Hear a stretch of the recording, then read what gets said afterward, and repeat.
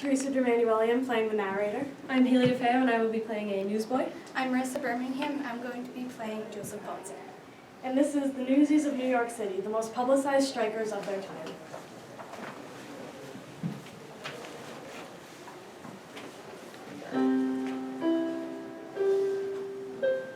In July of 1899, when the powerful newspaper owners William Randolph Hearst and Joseph Pulitzer raised the prices of newspaper bundles, the boys who sold the papers began their famous newsboy strike.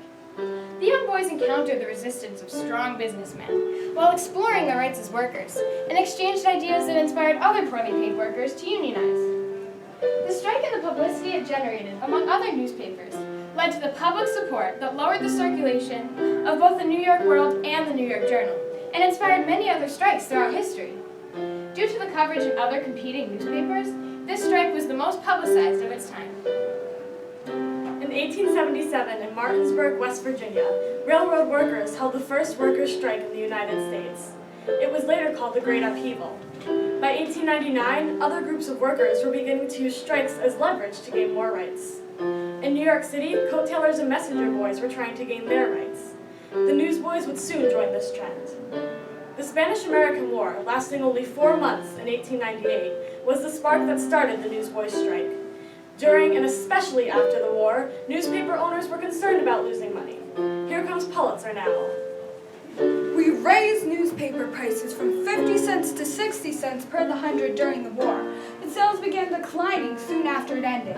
Headlines were no longer about the war and not as exciting, so less people were buying the papers. Most newspaper companies lowered their prices back down to 50 cents.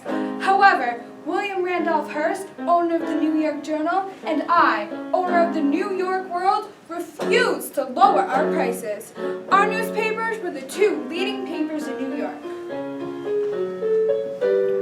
Alright, so, the system of buying and selling papers went like this. Newsies like me bought papers, usually about 100 each day. Then we headed out to the streets to sell them. But this system was messed up! Because although we bought papers for about 50 cents, which later became 60 cents, we were only making about 30 or 40 cents a day. Then, there was the problem that if we didn't sell all of our papers, we were losing even more money. And the newspaper companies didn't buy back all the unsold papers either. And most of us were young, poor boys working to help support our families. And some of my friends were orphans, struggling to find a home or pay for food.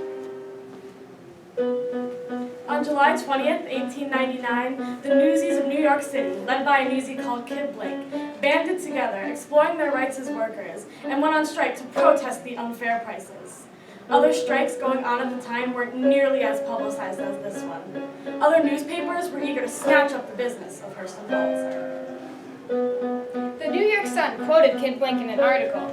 "You know me, boys," began the kid, and there were cries of, You bet we do! "Well, I'm here to say if we're to win this strike, we must stick like glue and never give in. Am I right?" Yes, yes! Ain't that 10 cents worth as much to us as it is to Hearst and Pulitzer? Well, I guess it is, and if they can't spare it, how can we? Soak 'em, Blake! Yelled an enthusiast. "Soak nothing," remarked the kid. "I'm telling the truth. I'm trying to figure how 10 cents on 100 papers can mean more to a millionaire than it does to a newsboy, and I can't see it." When the New York Sun published this article, it became the point of exchange of information between the newsies and the public. This led to much public support for the newsies' situation. Their strike greatly impacted the readership and the circulation of the World and the Journal. Joseph Pulitzer received updates on the situation at hand from journalist Don Seitz. July 22nd, 1899. In a memo from Seitz to Pulitzer, the newsboy strike has grown into an extensive and menacing affair, encouraged by other newspapers and backed by street railway people. It is proving a serious problem.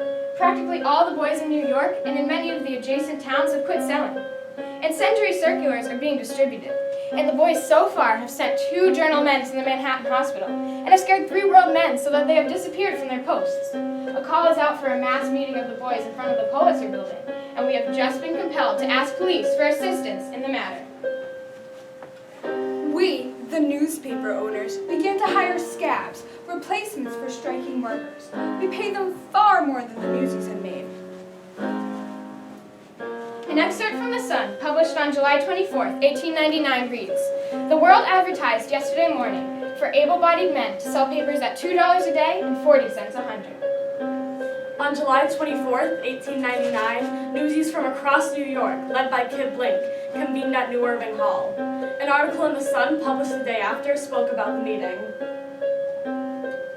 Kid Blink and his strike committee had sent the call for the meeting from the Bronx to the Battery and from Brooklyn to Jersey City, and the arriving delegations choked Broome Street, from Essex to Norfolk, and drove the neighborhood indoors.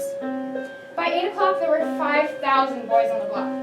It was utterly impossible to handle the boys.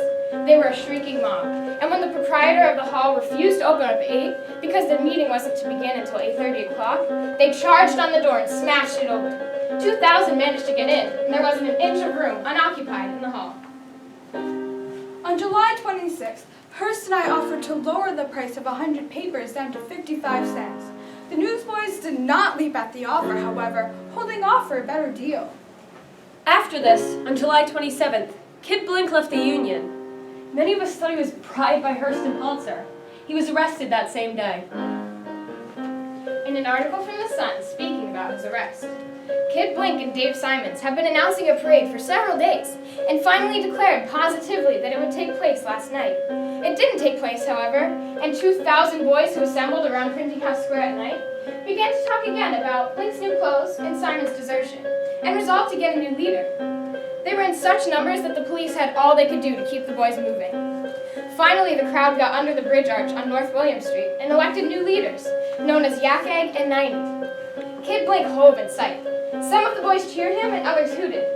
At the noise, 5 policemen chased away the crowd. 2 detectives who came from the direction of Chambers Street found the kid leading the rush and arrested him. On August 1st, Hearst and I finally made a deal with the Newsies that we would buy back any unsold papers at the end of the day. We took the deal and stopped our strike. The next day, the satisfied Newsies returned to work, making more money than they ever had before. The union that we formed in 1899 lasted long after our strike did. Newsies continued to stick together and work together for the good of future Newsies.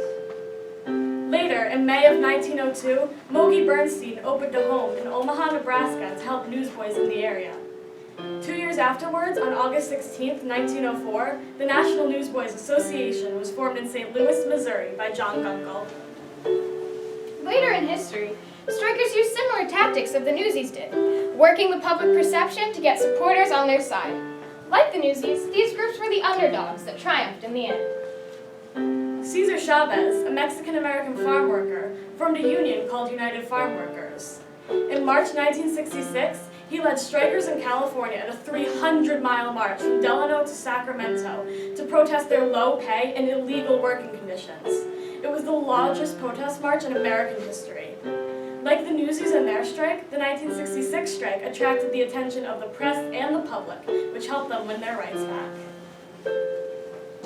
The United Farm Workers put out flyers and advertisements to attract attention and support to their cause. Even more recently, strikes have been going on to raise the minimum wage. In the Fight for 15, a campaign to raise the wage to $15, supporters take to social media platforms such as Twitter and Instagram and use the hashtag #FightFor15 to show their support and attract attention to the fight.